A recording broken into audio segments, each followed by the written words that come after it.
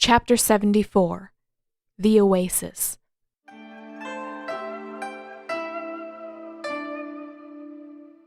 Is he going to be okay? Yue asked, her voice barely rising to a whisper. When Katara glanced his way again, her throat felt tight. Thankfully, Zuko hadn't left the spirit oasis, but he'd run off as far as he could from the rest of them.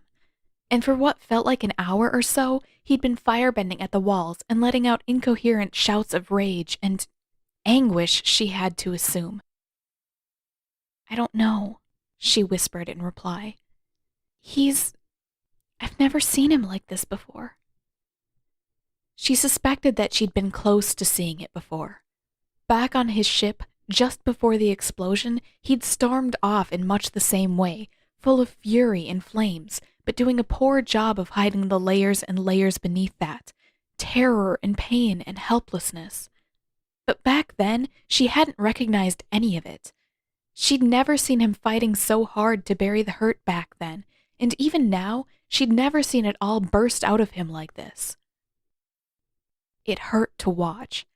It hurt even more to stay where she was, waiting for some small crack in the outburst to appear, waiting for the pressure and tension to subside enough for her to approach. She wanted to help, but right now, while he was still too consumed by it to do anything but firebend at the walls while he yelled his throat raw, there didn't seem to be anything she could do about it. There didn't seem to be anything that anyone could do. Can't we go talk to him? Aang asked, equally quiet. He seems really upset. Sokka shook his head. I don't think that's the best idea, buddy. He glanced across at Zuko before looking down again. Not right now, at least. What do you think happened? Yue, much like the rest of them, seemed to be having trouble figuring out how much she could, or should, watch Zuko's outburst. You may not have seen this before, but you do know him best. Maybe you have some idea of what's bothering him. Katara certainly had her suspicions. She just wasn't certain enough to venture a guess right here and now. Instead, she took a deep breath and closed her eyes for a moment to steel herself before beginning a different direction. There was a time... It wasn't quite like this, but it seemed close. All three of the others looked her way, and she stared downward, into the grass. Back on his ship, just before the explosion, Zuko and I argued, which seemed perfectly normal to me at the time. She drew in a shaky breath. But then I said something about how the Fire Lord seemed even worse than Zhao, and Zuko, He did this, Sokka said a little flatly. No! He didn't. He stormed off, and then I didn't see him again until he came back for me after he figured out what Zhao was up to. Sokka's brow furrowed. So basically Zuko can handle anyone criticizing the rest of the Fire Nation, but the second his dad comes up, there's all of this. He gestured vaguely across the oasis, and when no one objected, he sighed. Fantastic. Our only firebender is having a breakdown, and we've got less than 24 hours before Scary Sideburns himself tries to bust in here. This isn't his fault, Katara protested. I know! Sokka stopped there, looking surprised with himself. I know that, he repeated, a little quieter, brows still drawn in bewilderment. He shook himself back to normal. That's not what I'm trying to say.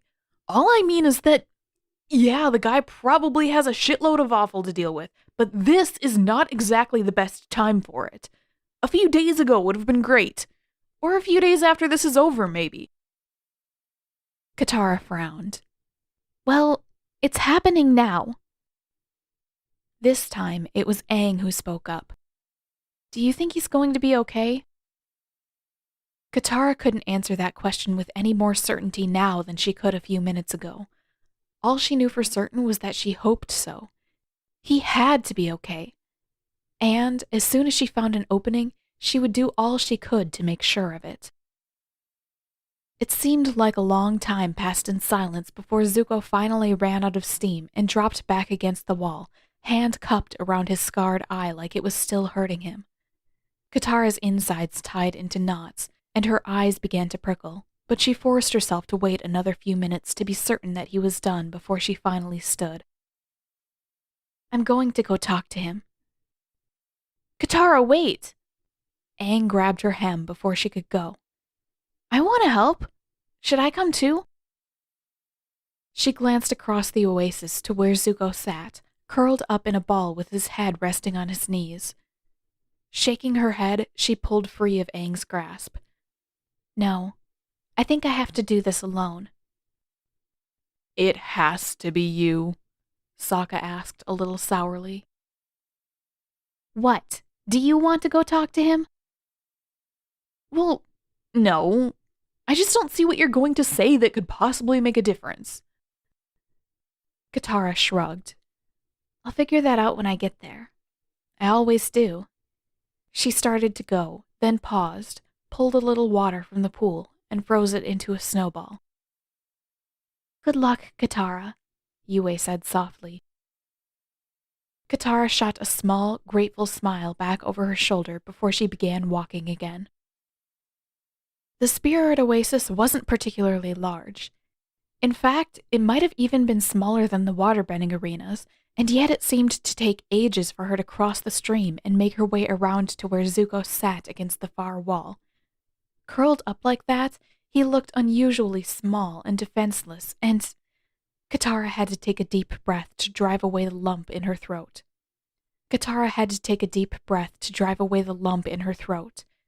She still didn't know exactly what to say to him, but crying couldn't possibly help. Zuko didn't look up when she came within earshot, but he did speak, voice ragged and strained. "What do you want?" "I want to help.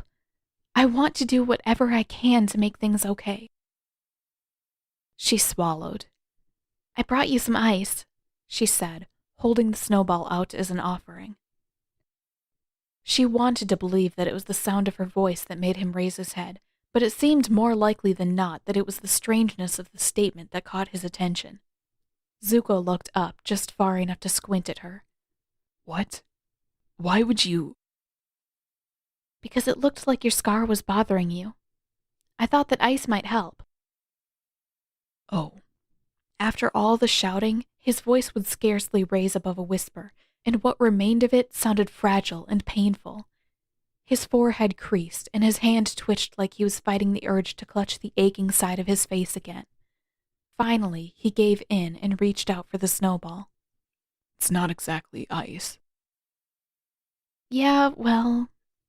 As he pressed the snow up against his scar, Katara perched across from him, angled so that her back mostly obscured him from the other's view. "Ice isn't the most comfortable thing to hold on to. At least snow is soft." Zuko glanced at her, gaze lingering a bit longer this time when he saw that she was sitting so close. "What are you really doing here?" She shrugged. "Maybe I'm just making sure that the snowball doesn't melt too quickly. And maybe I want to make sure that you don't give yourself frostbite." He gave a faint scoff. She couldn't blame him for that. She hadn't put much effort into the lie, but she didn't have to either. She didn't want to trick him. She just needed to push far enough to find out whether he would try to push her away. And he didn't, thankfully. After a quiet, somewhat tense moment, he let out a sigh and leaned his head back against the wall, closing his eyes. He seemed tired, and yet despite the puffiness around his eyes and the creases in his forehead, he remained almost painfully tense. Katara only half watched him from the corner of her eye. As much as she wanted to speak, to reach out and pull him in closer, she could think of nothing to say. Nothing that wouldn't risk driving him farther away, at least. After a long period of silent waiting, Zuko spoke again, just a harsh, hoarse whisper. "What if Sokka's right?" She hesitated. Then, "I'm not sure. Do you think he is?" His mouth compressed into a thin line. think I'd have to be a fucking idiot not to believe that my father could do this after. Zuko. Ugh, what's wrong with me? Why am I such an... You're not an idiot, Zuko. Then I should know better. Why can't I ever get these things through my head, even when it's right in front of... He pressed the snow harder against his eye, and a stream of water ran down from his wrist toward his elbow. Then, frighteningly, a thin wisp of steam started to rise from his hand as well. Katara grabbed onto his wrist and pulled his hand away from his face. Zuko, please, you're going to hurt yourself. Please, just... She broke off when she saw the anguish in his eyes again. Her breath caught in her throat. Somehow, that single expression seemed to confirm all her worst suspicions. Zuko, your father... What? He snapped. What about him? She'd suspected it before, though she'd never been able to put it into words. It was too terrible a thing to consider, but it made sense. She hated that it made so much sense. He is the one who hurt you, isn't he? She heard his breath catch, and he looked sharply away. Katara wasn't finished, though. I didn't want to believe it. All this time, I've been trying to tell myself that there's no way your own family could do this to you, but nothing else makes sense. That's why you got sick after you were banished. That's why your scar was bothering you when we were talking about your father. And that's why he'd seemed so wary about so many things, about closeness and affection. Why he was so willing to push people away at the first sign of trouble for fear that it could get worse. Why, even now, after he'd let Katara in through his walls far enough to catch glimpses of the pain that lay behind him, he was still doing his best to hide it. Because the people he should have been able to trust before tried so hard to break him. His lone eyebrow kept creeping slightly up and down, between an expression of rage and one of pain, until at last it settled into the latter. Until he couldn't seem to contain the hurt any longer. What's wrong with me? The words burst out of him, but what little remained of his voice wavered. Katara tried desperately to find something to say, something that might make all of this better. But she couldn't. She wasn't sure that there were enough words in all the world to make that much difference. Instead, she reached across to him and pulled him into the tightest hug that she could manage. I'm sorry, Zuko. For a few seconds, Zuko tensed, but then slowly, very slowly, he eased into her, resting his forehead against her shoulder. He sagged, and at first she suspected that it might just be exhaustion wearing him down, but then his breathing hitched a few times over, and he began to shake. I'm sorry, she said again, bowing her head so that her cheek pressed up against his hair. This never should have happened to you. His arms slowly came up behind her, closing in bit by bit until he was clinging to her middle with all the strength he had. Don't tell anyone, Zuko whispered. Please. Katara shook her head. The others should know. The knowledge made so many things fall so quickly into place. It put so much of the past, so much of the war in such a different light that she could hardly fathom moving forward without passing on the news. The others had to know. Someday. But not right now. Not if he wasn't ready for that. I won't. I promise. She felt him exhale shakily, and for another long minute, that was it.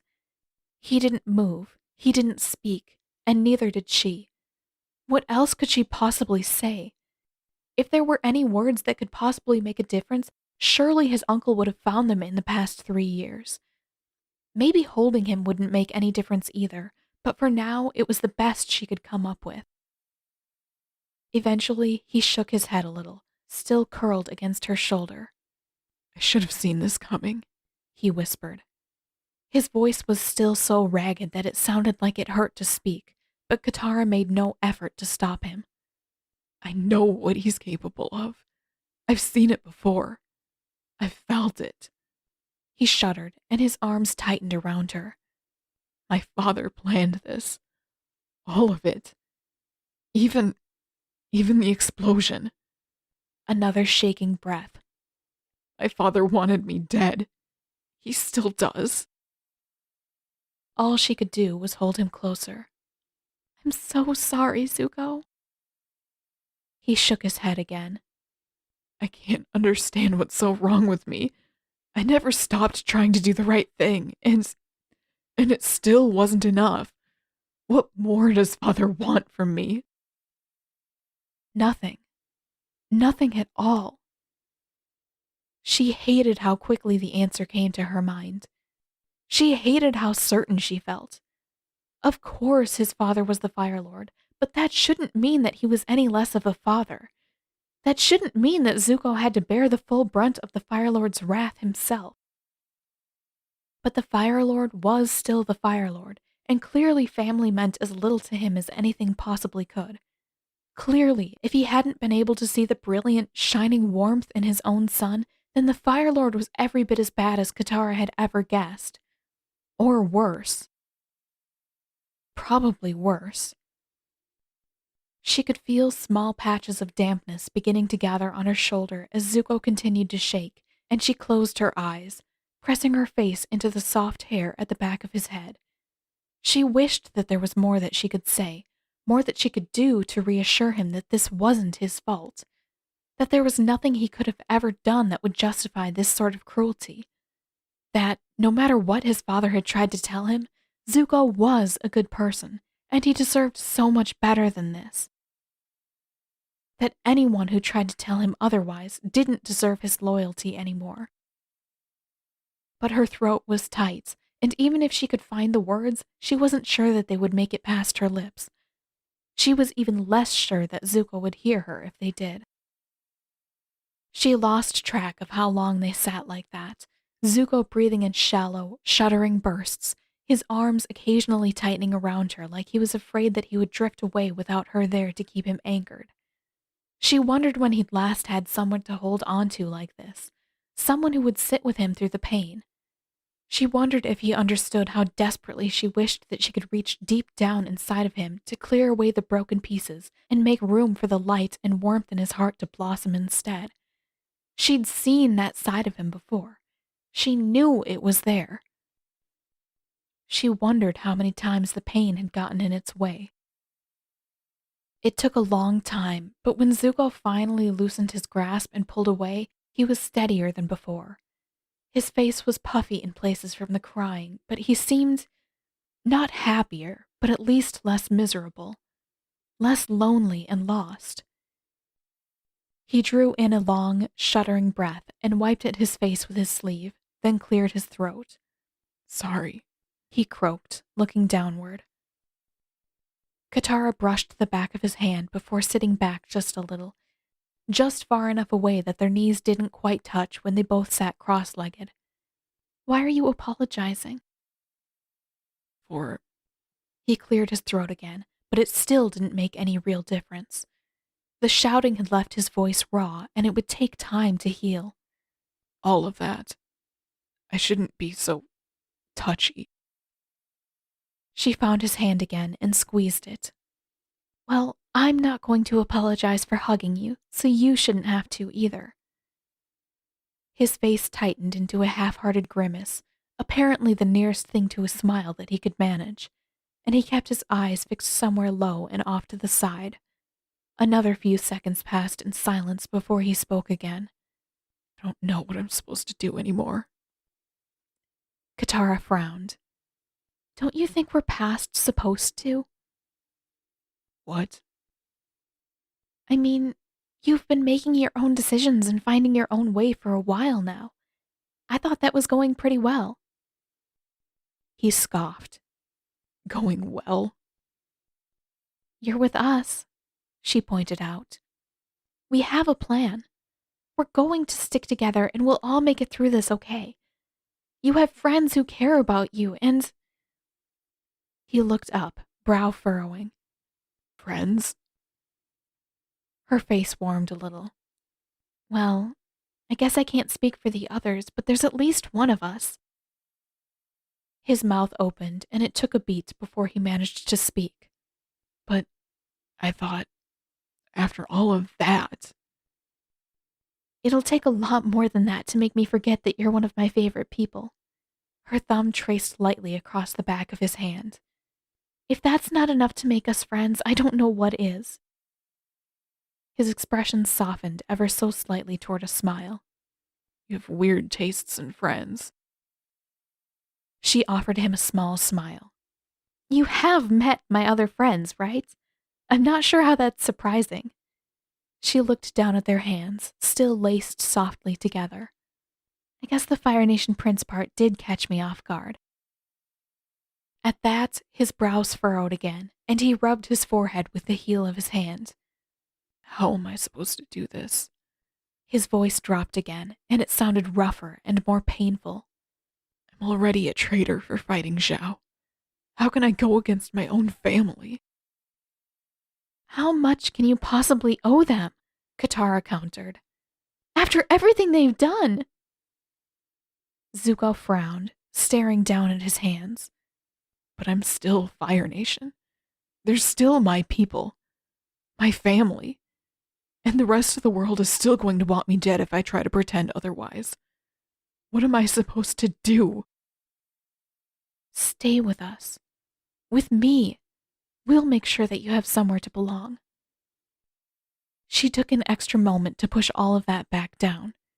Right now, things felt too delicate to risk stepping that far. How far ahead are you trying to plan? Just for tomorrow? Or the rest of your life? Zuko sighed. All of it. Well, not tomorrow. I made a promise to help. Not going back on my word now. Then maybe we just need to worry about the invasion for now. I don't know about you, but I don't feel like I can make any big decisions when there's a battle going on just outside the city. Maybe. He lapsed into silence for a moment, rubbing his forehead. He looked tired. So tired. Finally, he nodded. Okay. I think I can do that.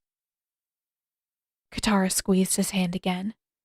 As far as she could see it, if they could make it through the battle, then everything else would fall into place. It might take some time. Nothing about his decision would likely be easy, but she would be there with him.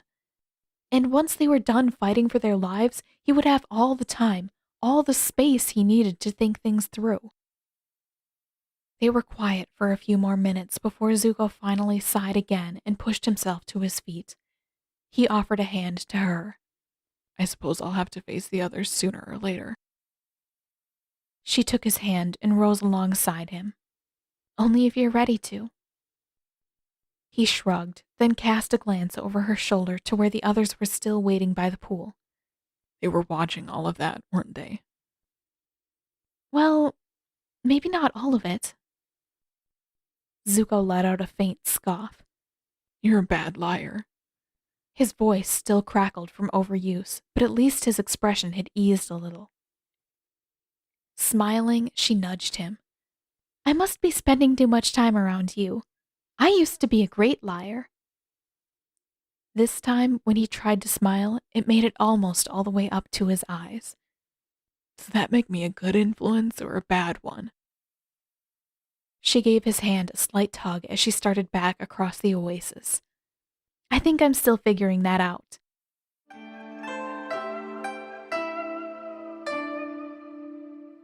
When the first hints of light shining over the horizon began to kindle the flames deep in his core, it still felt too early. Much too early. By some strange stroke of luck, the noise from the battle had finally died down long after midnight, and Zuko, along with all the others, had managed to drift off to sleep. It wasn't much. Probably no more than 2 or 3 hours of rest, but it had to be better than nothing. It would have to be enough. There wasn't much time left before sunrise, and if they wanted to find the moon spirit before Zhao did, they would need an early start. He yawned and stretched and scrubbed the sleep out of his eyes before he finally sat up. The sun hadn't risen yet, but the sky was gradually turning from indigo to a pale lavender gray, and there was just enough light to make out the others sprawled in the grass around him. Katara curled up on one side, close enough to touch, Aang sprawled on his back just beyond her, and on the other side, Sokka and Yue lying so close that they must have been snuggling together at some point in the night. He made a face, then turned away from them. He was not going to stick his nose in the middle of that if there was any possible way to avoid it. Especially not after last night. To his immense surprise, there hadn't been much talk about his outburst last night, about the fact that Katara had come to him and sat close by his side for what felt like hours, about the fact that, for much of that time, Zuko had been crying into her shoulder. If they all had the decency not to rub that into his face, he supposed that he should try to ignore whatever this was, too. He turned toward Katara instead, and for a few long moments, he just watched her sleep. She'd folded her parka into a makeshift pillow, and the bits of hair that had pulled free of her braid lay in dark streams across the expanse of blue. Her arms lay sprawled out at awkward angles, and her mouth hung slightly open, possibly drooling a little. There was a strange, fluttering feeling in his chest, and Zuko couldn't decide if he wanted to reach out and smooth back the loose, unruly locks or to simply watch her sleep for a while longer. Unfortunately, or possibly fortunately for the sake of his dignity, neither was an option right now. Zuko gave her shoulder a light shake. Katara, wake up. It's morning. Thankfully, much of his voice had returned after a few hours' rest. Katara groaned and buried her face into her parka. No, it can't be morning. He snorted. I know you're the Avatar, but I'm not sure even you can stop the sun. She rolled her head far enough to the side to stare at him through one barely opened eye. It's too early for you to be funny. He shrugged. I don't think that's an issue. I'm never funny. Katara groaned again and tried to pull the second parka, his parka, which he'd draped around her shoulders just after she'd fallen asleep, up higher, only to stop, brows drawn in confusion. What's this? She pushed the parka up until she could get a better look at it, then sat up. Zuko! You weren't supposed to give me your parka! You were supposed to use it! But she was still too disheveled, too sleepy sounding for her words to have the impact that she probably intended. When she followed that immediately with a yawn, the effect was spoiled even further. I'm fine. I was comfortable without it. Which was true. The spirit oasis was warm enough that he hadn't really needed to cover himself up to sleep, and he'd done just fine folding his arms beneath his head in place of the pillow. Katara frowned at him, then tossed the offending parka half-heartedly across his lap. You're impossible. Then, before he could respond, she nodded towards Sokka and Yue. Fine, then. You wake those two up. I'll get Aang. Zuko started to protest, while Yue was calm and polite enough that it probably wouldn't be too terrible to wake her. Sokka was basically the opposite. But before Zuko could get the words out, Katara was already leaning toward the other side, shaking Aang by the shoulder. Damn it. He was stuck now. Waking Sokka was even more of an ordeal than he'd anticipated. Somehow, though Sokka slept like an absolute rock, he managed to react to Zuko's every attempt with a surprising amount of force. After dodging the first few swipes of Sokka's arm, and after all the flailing had woken Yue, Zuko was unlucky enough to catch an uncoordinated, backhanded smack across the mouth. He cursed aloud and dropped back to the ground with a hand cupped around his jaw. Ouch! He didn't think that anything was bruised or bleeding, but it still hurt. The cursing, at last, roused Sokka, and he sat bolt upright with a shout of, Momo, don't eat that bird! Katara snorted. Good morning, Sokka. You must have really weird dreams, Aang added. It seems like this happens a lot. With a tremendous yawn, Sokka waved a dismissive hand in the air. They're not that weird. He finished stretching and slouched forward again. Momo was just trying to eat Zuko's pet. What's its name? Bird feet. Frog face, Zuko corrected sourly. And he's not my pet. And Momo doesn't eat meat, Aang added. He likes fruit. Sokka shook his head, eyes closed. Hate to break it to you, bud, but I saw that little furball eat a meadow vole head first. In one bite. He didn't even chew. Aang looked horrified, and Yue looked bewildered, and Katara let her head drop into her hands. Zuko, for his part, was too busy working his jaw around in an effort to get rid of the ache to do much more than glare. If Aang was right and this was a common occurrence, it was a wonder that the others had ever gotten anywhere. Katara was the first to pull herself back to reality, and she turned to Zuko. How much longer do you think we have until sunrise? He shrugged. Half an hour, maybe. If that. Sokka gave a low, prolonged groan. That's loads of time. Why'd you have to wake us up so early, Ponytail? Zuko glowered. I'm not convinced that you're actually awake yet. You're talking nonsense and you're barely opening your eyes. That's a skill. Sokka yawned again and smacked his lips noisily. Oh man, and we don't even have any breakfast. With an eye roll, Katara tossed her parka so that it landed squarely on Sokka's face. Check the pockets. I brought food. What? Sokka whipped the parka off of his head and dug furiously until he managed to produce a fistful of jerky from one of the pockets and shoved an entire strip into his mouth. You're the best sister ever, he said through his mouthful of unchewed jerky. He pulled a handful of grass out of the ground, stretched across Zuko, and sprinkled it into her lap. There. That's your reward for winning the contest.